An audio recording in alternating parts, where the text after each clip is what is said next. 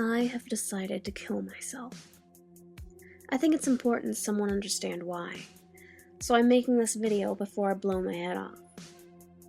The first time I remember it happening, I was 9. Johnny Weller and I were playing in his backyard.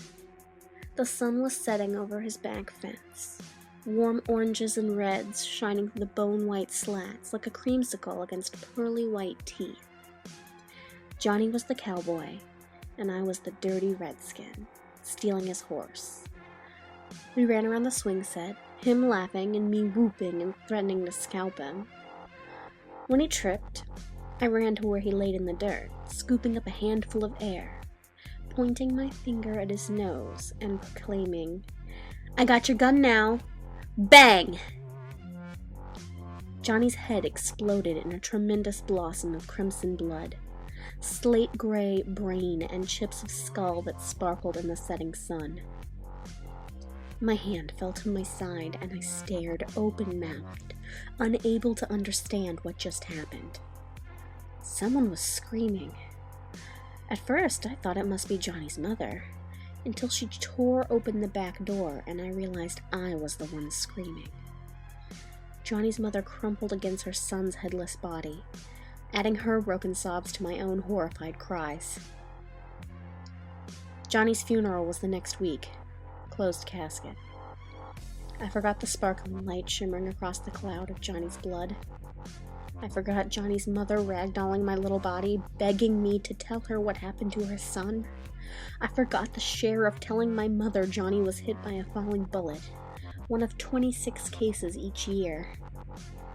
I forgot my father's quiet talks with my mother about how they never found the round that splattered Johnny's smile across the grass. I adjusted. I coped. I forgot. I didn't forget the next time it happened. I never played Cowboys and Indians again. In fact, I can't remember a single instance of any shooting game played by little boys and girls anywhere in my childhood.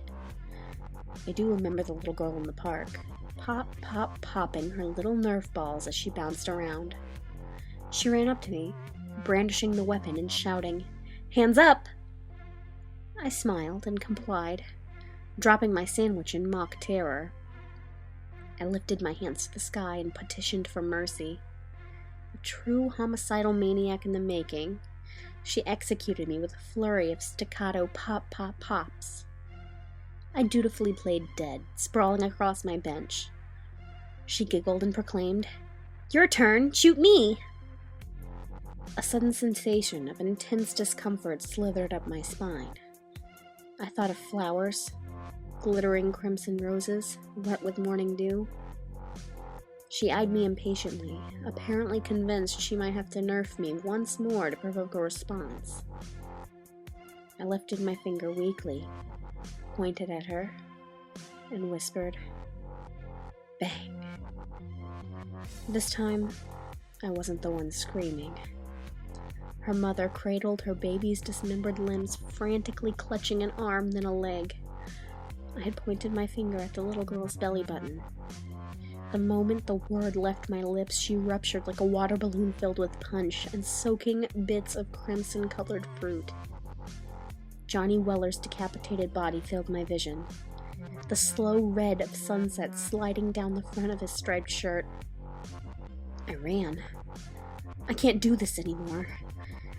I got so mad at my boyfriend yesterday and put my finger in his face to tell him off. I didn't even say it. I couldn't bring myself to sop his brains off the kitchen floor. I can't do this anymore.